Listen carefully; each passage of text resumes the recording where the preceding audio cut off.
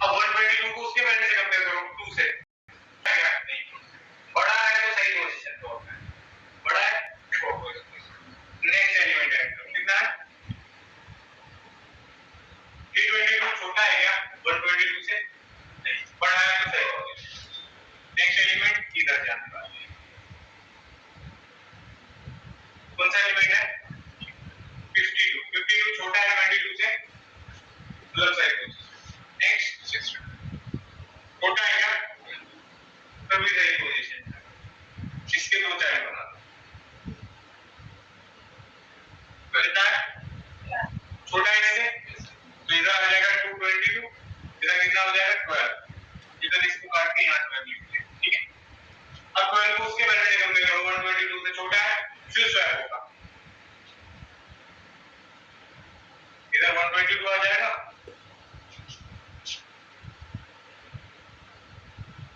और ये किधर पहुंच जाएगा इधर, इधर के कितना आ गया 12 को उसके वैल्यू से कंपेयर करो 2 से छोटा है नहीं बड़ा है तो सही।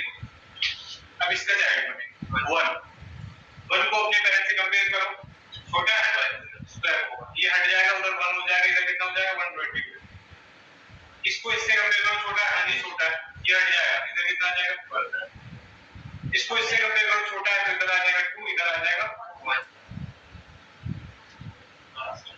लास्ट में 3 हो गया कितना है 2 से 3, इसके दो चाइल्ड बने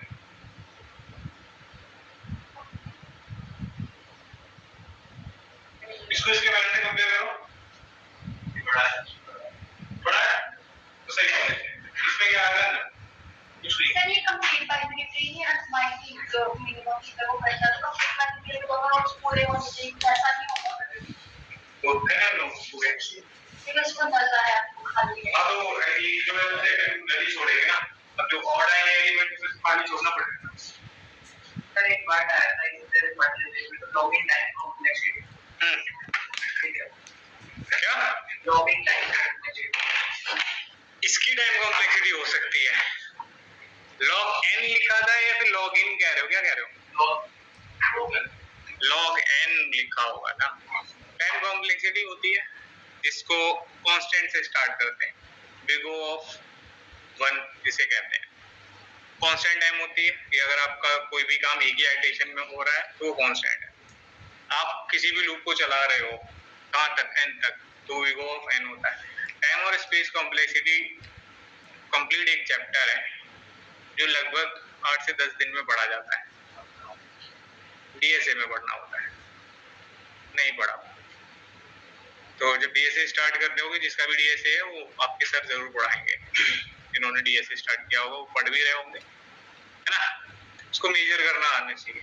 अब नेस्टेड लूप लगाया था हमने, याद होगा तुमको, नेस्टेड लूप में क्या होता है 1 से n चला रहे थे लूप को, रो वाले को, कॉलम वाला भी 1 से n चल रहा था, तो उसकी टाइम कॉम्प्लेक्सिटी कितनी होगी big O of n square,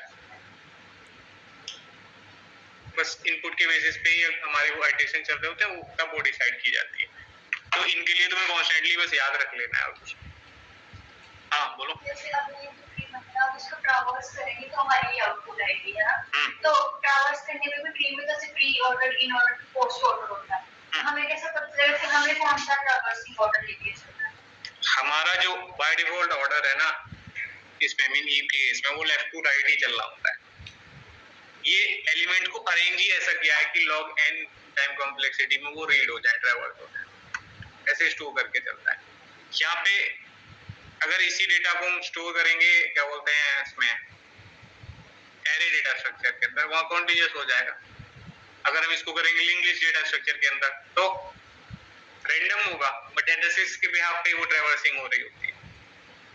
बस डेटा को स्टोर करने का ये स्ट्रक्चर है और कुछ नहीं, कि भाई मिन हीप में बस मिनिमम एलिमेंट है, स्टोर करेंगे बट पहले कंपेयर करेंगे, जो छोटा हो उसे टॉप पे रखेंगे। सेम होता है मैक्स हीप जिसमें मैक्सिमम एलिमेंट को ज्यादा वैरायटी देनी पड़ती है। अब इसको ट्रैवर्स कर लेते, चलो इधर ही बोर्ड पे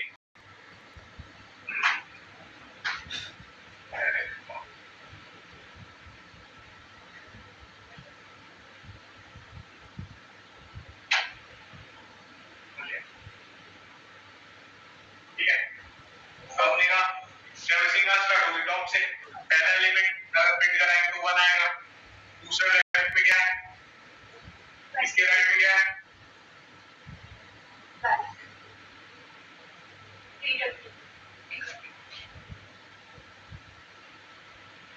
इसके दोनों साइड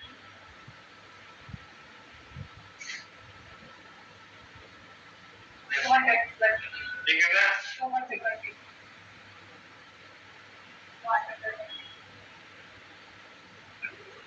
हुआ नहीं बना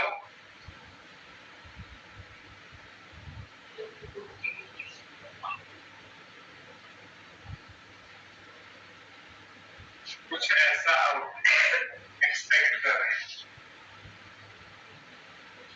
अब उससे कंपेयर करो तो आउटपुट उनका आया और ये आया सेम है। सेम अगर हमने गलती नहीं करी होगी तो सेम ठीक है। सेम अगर मुझे मैक्स हीप इंप्लीमेंट करना हो, प्रायोरिटी देनी हो मैक्सिमम एलिमेंट को, तो हम प्रायोरिटी क्यों बना सकते हैं मैक्स हीप के साथ। उसमें क्या देना पड़ता है, यहाँ पे एक कंपैरेटर का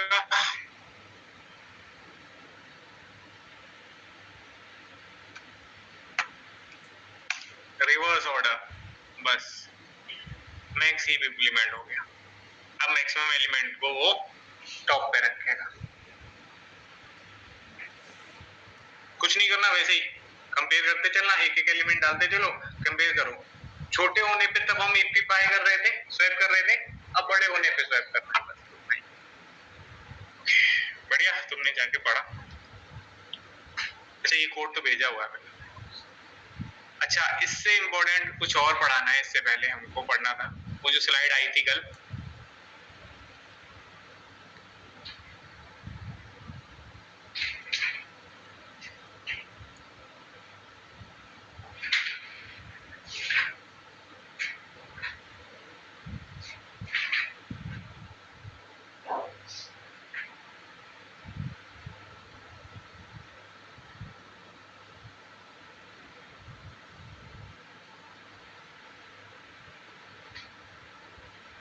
स्केच से बना है क्या।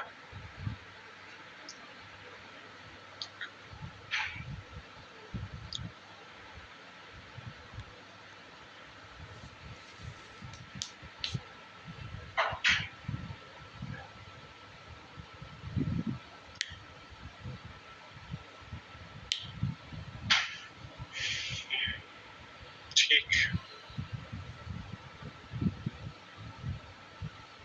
खुद बना लेते हैं एक बार।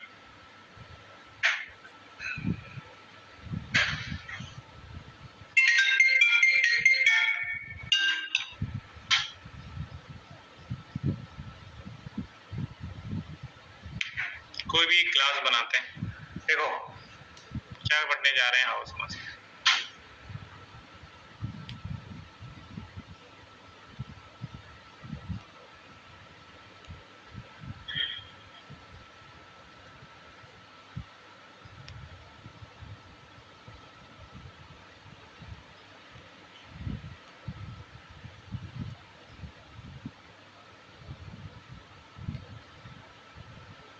शॉर्ट मेथड कॉल किया था हमने कलेक्शंस क्लास का, याद है। वहां पे हमने अपना एरे लिस्ट पास करें या लिंक लिस्ट पास करें, वो शॉर्ट करके हमें दे देता है सेंडिंग में, सही है। शॉर्ट करके किसे दे देता है, अगर वो रैपर का कोई ऑब्जेक्ट हुआ, इंटीजर फ्लोट कैरेक्टर कुछ भी हुआ तो दे देगा शॉर्ट करके, स्ट्रिंग हुआ तो उसको शॉर्ट कर देगा असेंडिंग। क्या वो हमारे कस्टमाइज्ड ऑब्जेक्ट को भी असेंडिंग कर सकता है।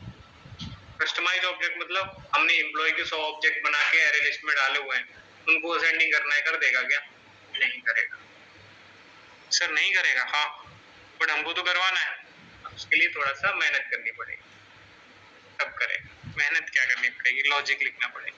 लॉजिकली सोचो, इंटीजर अगर नंबर है, इंटीजर नंबर है, आपने 100 एलिमेंट डाल दिए एरे लिस्ट के अंदर, अब शॉर्ट कॉल किया तो उसमें वो कंपैरिजन कर सकता है कि भाई एलिमेंट बताओ कौन सा वाला छोटा है, उसे आगे रखना है, सॉर्टिंग हो जाएगी। सेम स्ट्रिंग के केस में कि वो अल्फाबेट्स मैच करेगा, भाई आज की value down the line compare होती है, वो उनको भी सॉर्ट कर देगा।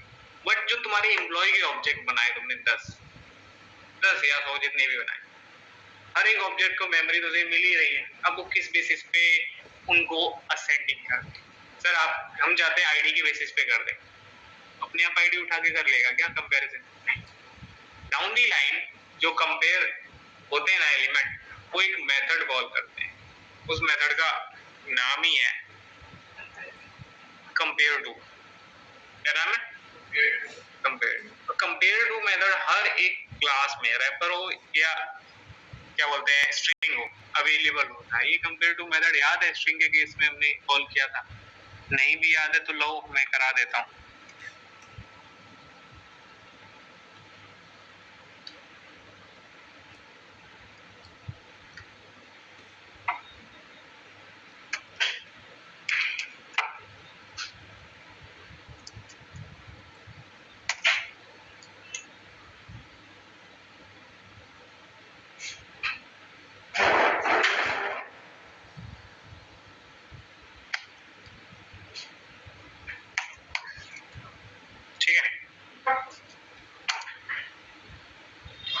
स्ट्रिंग के केस में यूज होता है ना ये।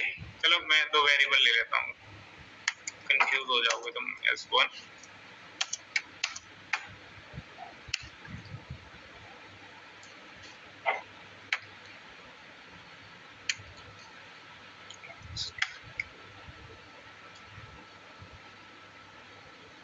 इंटीजर रिटर्न करता है वो, ठीक है। तो S1 से मैं बोल रहा हूँ कंपेयर टू को कॉल कर देना भाई। S2 से कंपेयर किया, अगर दोनों स्ट्रिंग सेम होंगी ना वो मुझे 0 दे देगा।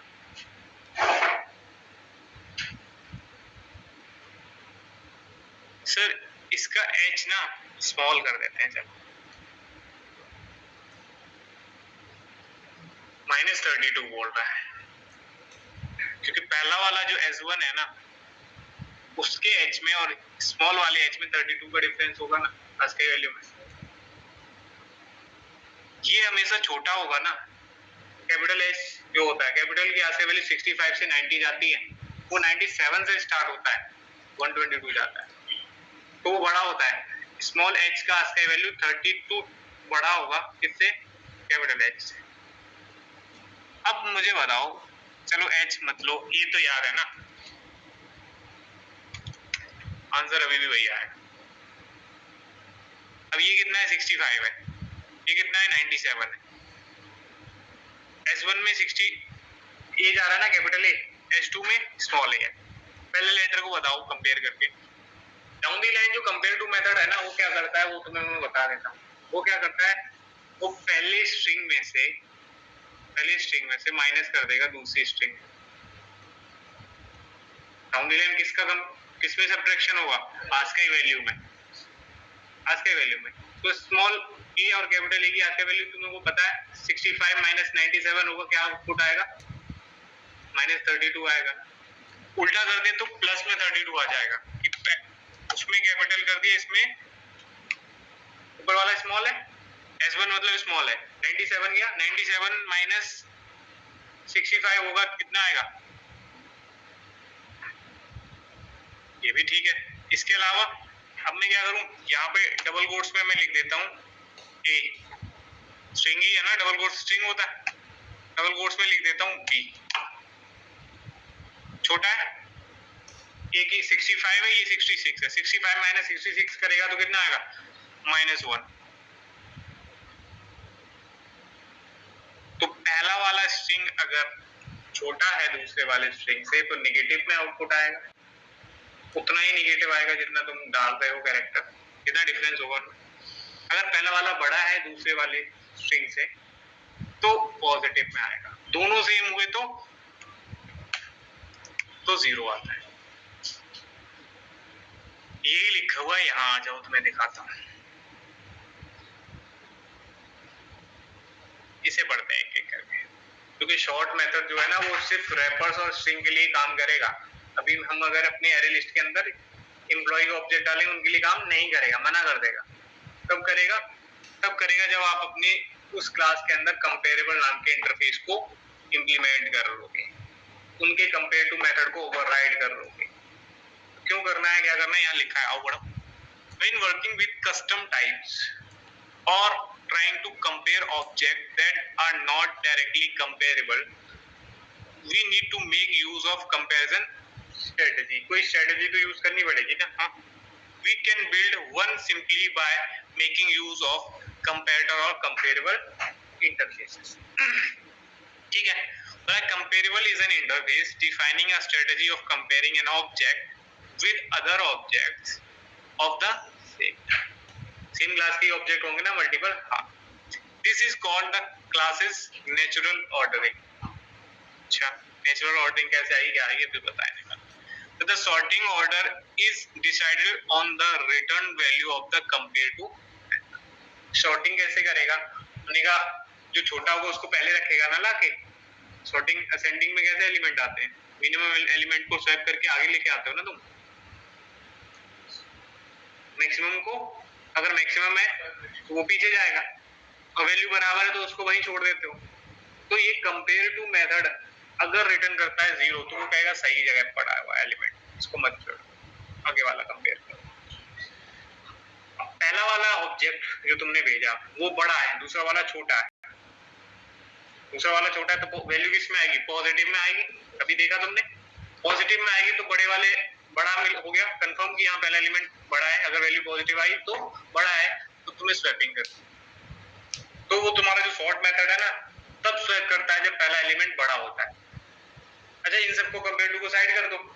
अब तुम बताओ सॉर्टिंग कैसे करते हो. सर हम कंपेयर करते हैं दो एलिमेंट को, एरे में सॉर्टिंग कैसे करेंगे. दो एलिमेंट कंपेयर किए, पहला वाला बड़ा निकला तो स्वैप कर दिया, अगले वाले से कंपेयर किया बड़ा निकला तो स्वैप कर दिया. यही करते हो. छोटा निकले तो स्वैप करते हो क्या, बराबर होगा तो स्वैप करते हो क्या. सॉर्ट कब करना है, स्वैप कब करना है, जब पहला एलिमेंट बड़ा हो दूसरे से. कंपेयर टू भी बताता है, कंपेयर टू दो ऑब्जेक्ट्स को कंपेयर करता है और अगर एलिमेंट बड़ा होता है तो वो पॉजिटिव वैल्यू दे देता है. तो ये वाला जो सॉर्ट मेथड है ना कंपेयर टू को कॉल करता है down the line. Compare to उस सॉर्ट मेथड को पकड़ाता है एक वैल्यू, अगर नेगेटिव थी सही एलिमेंट बड़ा हुआ है मतलब छोटा ही है, 0 थी तब भी सही जगह पे है. अगर वैल्यू पॉजिटिव में आ गई वो समझ जाएगा पहला एलिमेंट बड़ा है दूसरा छोटा, स्वैप कर. समझ गए. देखो ये लिखा दिखा इंटीजर के केस में. देखो इंटीजर के केस में down the line compare call हुआ होगा और I returns -1 if x is less than y. पहला ऑब्जेक्ट अगर छोटा होगा तो नेगेटिव रिटर्न करेगा. 0 इफ दे आर इक्वल, अगर दोनों इक्वल होंगे तो 0. एंड 1 अदरवाइज, अगर बड़ा होगा तो पॉजिटिव बना. बहुत बढ़िया. स्ट्रिंग के केस में आपने अभी कॉल करके देखा ना a to z -25 रिटर्न कर रहा है. ये वाले अभी करके देखा ना कॉलम ने कितना डिफरेंस होता है, 25 का ही तो होगा. ये 65 है, ये 90 है. 90 - 65 करोगे 25 ही तो आएगा नेगेटिव में भैया. ओके, तो इनको तो हम जानते ही हैं. क्या लिखा है, आगे बढ़ो. If we are depending on the default natural sorting order, then internally JVM will use compare to method to arrange object in sorting. But हम कस्टमाइज के साथ कुछ गेम खेलना चाहते हैं, वो कैसे होगा वहां पहुंचने वाले हैं.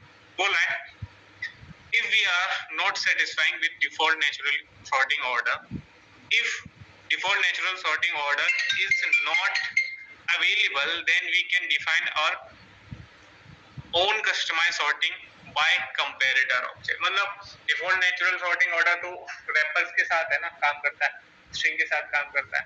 हमारे ऑब्जेक्ट के साथ जो हमको ऑर्डर चाहिए वो नेम के बेसिस पे भी हम सॉर्टिंग करवाना चाह सकते हैं. हम चाहते हैं कि हमारे जो एम्प्लॉय के 100 ऑब्जेक्ट्स है ना नेम के बेसिस पे बाय सॉर्टिंग कर. सॉर्ट मेथड से कहेंगे हमारे इस एरे लिस्ट को सॉर्ट करो जिसमें 1000 एम्प्लॉइज पड़े हुए हैं, 1000 एम्प्लॉय का ऑब्जेक्ट है. सॉर्टिंग होगी तो नेम के बेसिस पे, ये हम कहेंगे सॉर्टिंग होगी तो आईडी के बेसिस पे, किसी भी बेसिस पे हम सॉर्टिंग करवाना चाह सकते हैं. हाँ, तो अगर आप कस्टमाइज टाइप पे चाहते हो, अपने खुद का सॉर्टिंग ऑर्डर बताना चाहते हो तो कंपेरेटर यूज करना पड़ता है. अगर डिफॉल्ट नेचुरल सॉर्टिंग ऑर्डर चाहते हो तो कंपेरेबल यूज करना पड़ता है. हम सबसे पहले कंपेरेबल करेंगे. कहां गया भाई, नीचे लिखा है comparable mean for default natural sorting order. Default चाहिए तुमको आईडी वाईडी के बेसिस पे, इंटीजर के बेसिस पे काम कर जाएगा. Comparator mean customize sorting order, name के बेसिस पे, एड्रेस के बेसिस पे, जेंडर के बेसिस पे, जिस बेसिस पे तुम्हें सॉर्टिंग करानी हो वो आप करवा सकते हो. ठीक है, तो चलो सर एक क्लास बना दो फिर फटाक से। चलो बनाते हैं भाई, आपने कहा है तो, है ना। ओके, तो रिकॉर्ड हो गया ना, हटा दो इसको। तो एम्प्लॉय बनाए थे क्या कभी? नहीं बनाया? तो एम्प्लॉय बना लो। बुक, अब उसमें वो एग्जांपल था अभी, वो बुक नाम से था।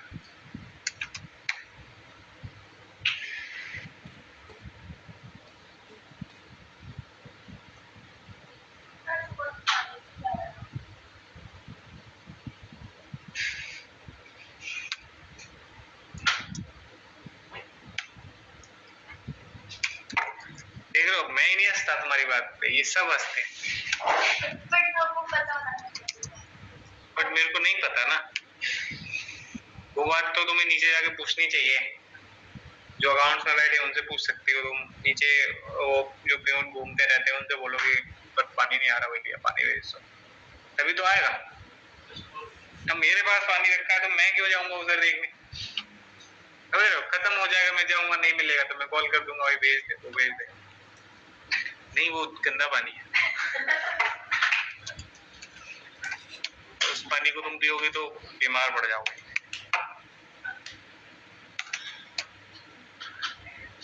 हाँ, क्या कह रहा था मैं? शॉर्टिंग करनी है, बहुत बढ़िया। टूस्टिंग मेथड याद है? तो उसको ओवरराइड कर लो, क्योंकि कभी भी तुमको ऑब्जेक्ट प्रिंट कराने पड़ सकते हैं। अब इनको वैल्यूज देना है तो भाई वैल्यू के लिए पैरामीटराइज्ड कंस्ट्रक्टर बना लो। भाई किसी के हो पानी वानी किसी के पास दे दो इसको, मेरा बॉटल छूटा है। फर्स्ट फ्लोर बोला उसने, अभी नहीं आ रहा। लोग पूरा दिन फास्ट रहते हैं, कल एकादशी थी ना, निर्जला व्रत होता है, लोग खुला छोड़ देते हैं और फिर ऊपर वाला तो खुला ही छोड़ देते, वो सही कह रहा है। वो भी है, ये भी है, दोनों बातें। ये वाले जो टैप्स है ना, इनको दबाओगे तो वो पानी निकलता है, तो उनको उठाना पड़ता है। वेस्ट हो रहा है, होने दो, पूरा टैंक खाली हो जाता है अगर आधे घंटे वो चलता रहता है। तो अब से कोई भी मिले ना ऐसा जो छोड़ के जा रहा हो, पकड़ लेने का उसको।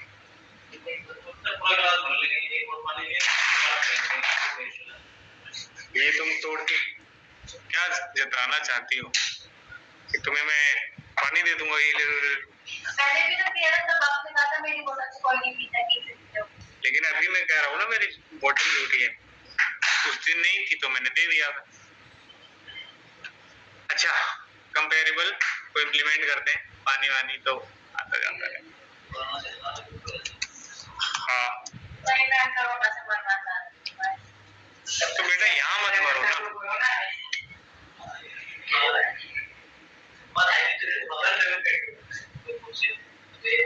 हमारे पंजाब में इंटीजर क्या?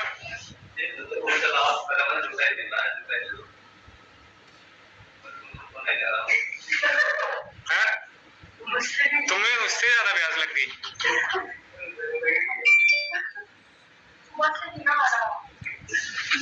गलत हो रहा है तुम्हारे साथ भाई। ये पानी उधर से गिरा दो नीचे, देखते रहेंगे तो ये सारे ऐसे ही करेंगे। चलो, तो ये कंपेरेबल हमारे ईएमपी के लिए है। अब कुछ एरर आ रहा है एम्प्लॉय पे, अब ऑब्वियसली आएगा ही कि कोई ओवरराइड करने वाला मेथड नहीं ओवरराइड किया होगा। कंपेरेबल के पास एक मेथड है कंपेयर टू, जिसे ओवरराइड करना पड़ता है। कर लिया? हाँ। इस कंपेयर टू को कॉल करने के लिए दो ऑब्जेक्ट्स लगते हैं। एक ऑब्जेक्ट जिससे तुम अभी कॉल कर रहे थे, अभी देखा था ना, s1 डॉट कंपेयर टू, उसमें पैरामीटर पास किया था s2। दो ऑब्जेक्ट्स पे काम करता है ये तो पैरामीटर वाला ऑब्जेक्ट है। एक वो ऑब्जेक्ट होगा जिससे ये कॉल हुआ। डाउन द लाइन इसमें लॉजिक क्या लिखना है? कुछ नहीं सर, करंट ऑब्जेक्ट के लिए दिस यूज हो जाएगा, दिस डॉट आईडी, आईडी के बेसिस पे सॉर्टिंग करनी थी ना। दिस डॉट आईडी मतलब s1 डॉट आईडी हो गया, कि पहले वाले ऑब्जेक्ट का ID, minus o dot ID.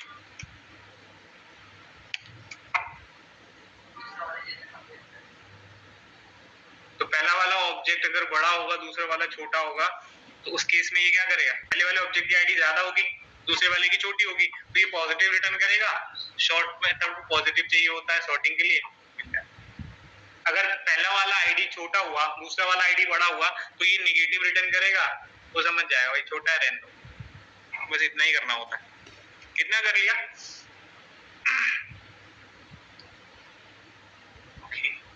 इसको अभी हटाने का,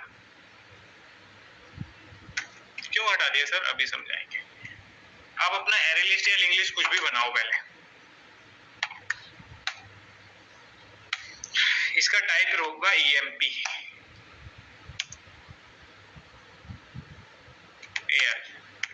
न्यू। अरे भाई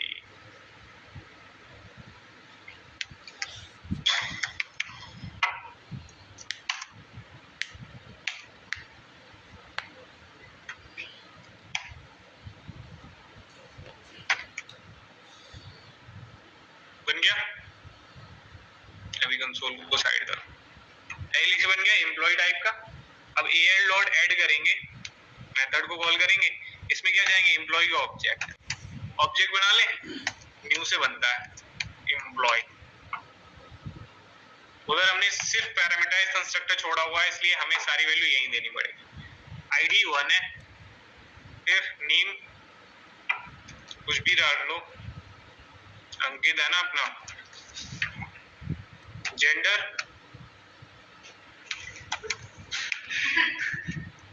अभी इसका हंसना जरूरी है भाई हर बार। अच्छा एम्प्लॉय क्यों लिख रहे हैं हम, MP लिखना था ना। तुम लोगों को पढ़ाऊंगा तो मैं भी ऐसा ही हो जाऊंगा, मुझे ऐसा लगा गलत पढ़ रहा है सर। तो ऐड एक ऑब्जेक्ट बनाना। हम पहला तरीका क्या था, पहले वाला तरीका ये था कि सर हम रेफरेंस वेरिएबल बनाते थे E1 इक्वल्स टू देन ये करते थे, फिर ऐड करेंगे कॉल। यहाँ पे तुम क्या भेज दोगे, E1 भेजो, E2 E3 E4 भेज सकते हो, चाहिए तो डायरेक्ट भी कर सकते हो। क्यों, दोनों में बेस्ट कौन सा होगा, डायरेक्ट भेजो ना सर। फालतू में रेफरेंस वेरिएबल लेके मेमोरी क्यों वेस्ट कर रहे हो। बट एक तो छोड़ देता हूँ मैं ऐसे ही। दूसरे का आईडी है 14, तीसरे का आईडी है 61, चौथे का आईडी है 22, 5,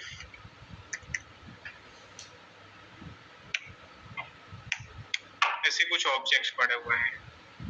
विशाल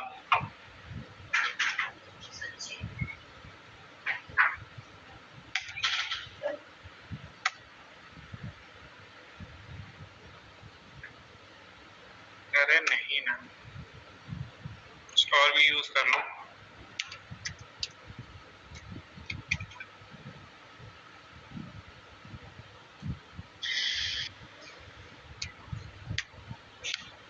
जानवी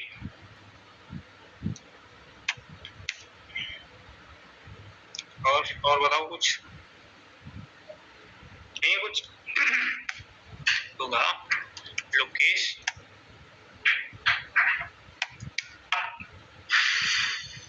ठीक है हो गया। अभी इसको प्रिंट करें।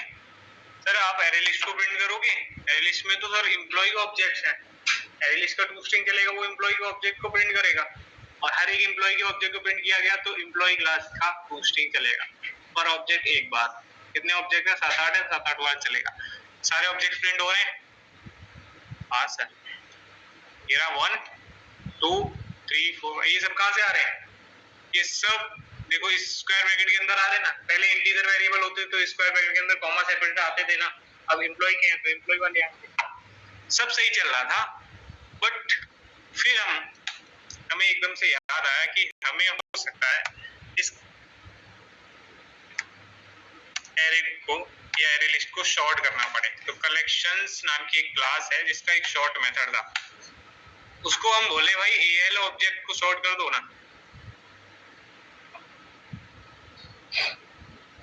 क्या आ रहा है, the method sort in the type collections is not applicable for the argument array list EMP। Employee के लिए भाई वो एप्लीकेबल नहीं है। क्या ये गलत नहीं है?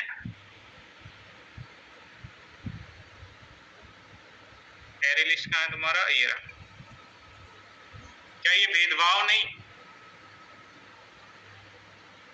यहाँ तो मना नहीं किए थे तुम, यहाँ क्या हुआ तुम्हें? है भेदभाव? होना चाहिए? गलत है ना? ये बहुत गलत बात थी कि ये जो जावा ने बनाए टाइप्स थे उन पे तो काम कर रहे थे, हम जो बना रहे थे अपने ऑब्जेक्ट्स, अपने टाइप्स, उन पे इन्होंने मना कर दिया, हाथ खड़े कर दिए। बिना बुलाएगा? कौन बिना बुलाएगा? उन्होंने बोला था ना, इन्होंने क्लास का कॉन्सेप्ट ही दिया, बोलो भाई बनाओ जाके क्लास, ऑब्जेक्ट बनाओ, मजे करो। यूजर डिफाइंड डेटा टाइप है ना, स्ट्रिंग भी तो एक क्लास है, स्ट्रिंग के लिए इंटीजर भी तो एक क्लास है, इंटीजर पे तो काम कर रहे हैं। लेकिन हमने जो अपनी ईएमपी क्लास बनाई उसके लिए तुम मना कर दिए, गलत किए। क्यों मना किए? एक्चुअली मना वो उनको भी करते, बट जो तुम्हारी ये स्ट्रिंग क्लास है ना, इसको ओपन करो, डॉक्यूमेंटेशन में जाओगे तो ये इंप्लीमेंट्स में कहीं ना कहीं तुम्हें कंपेरेबल देखने को मिलेगा, मिल रहा है? या कोई भी रैपर को खोलोगे ना, वो इंप्लीमेंट करता होगा कंपेरेबल को, इसलिए इससे कुछ नहीं कह रहा है। अगर तुम भी अपनी ईएमपी क्लास के अंदर जाके कंपेरेबल इंप्लीमेंट कर लो, एरर हट जाएगा। पहले तो कंपेरेबल इंप्लीमेंट किया ना, कंपेयर टू उसी का मेथड है, @override लिखा देख रहे होगे, हट गया ना। अभी ये सॉर्टिंग हो जाएगी, और सॉर्टिंग हो जाएगी तो एरे लिस्ट को प्रिंट करा के देख लेते हैं भाई।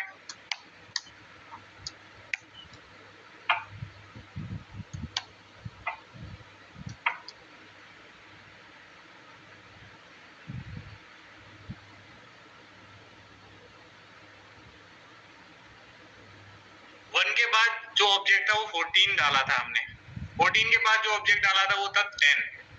वन के बाद ये क्या दे रहा है? अरे 14 के बाद तो बहुत ज्यादा निकल गए। वन के बाद 14 था, 14 के बाद 61 था।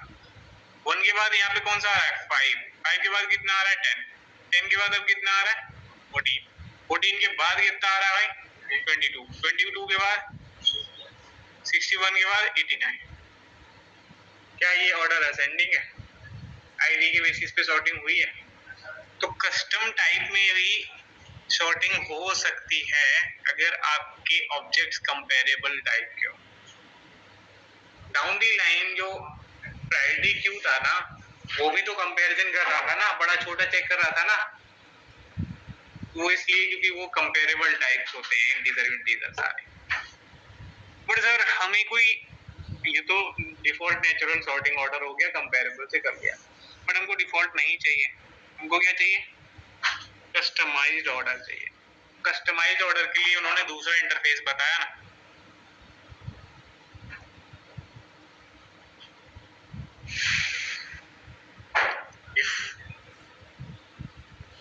Comparative mean for customized sorting order. तो मैं चाहता हूं नेम के बेसिस पे सॉर्टिंग करवा देना, हो जाएगी? हाँ हो जाएगी। कैसे होगी सर? नहीं, उसके लिए अब आपको अलग से क्लास ही बनानी पड़ जाएगी। मतलब क्या कह रहे हैं सर? 3 बज गए क्या? तो नहीं हो पाएगा आज, उसके लिए उसमें ज्यादा टाइम चाहिए और ज्यादा वो कॉम्प्लिकेटेड भी है, तो पढ़ के भी आ जाओगे। होमवर्क है, नहीं पढ़ाऊंगा ही नहीं।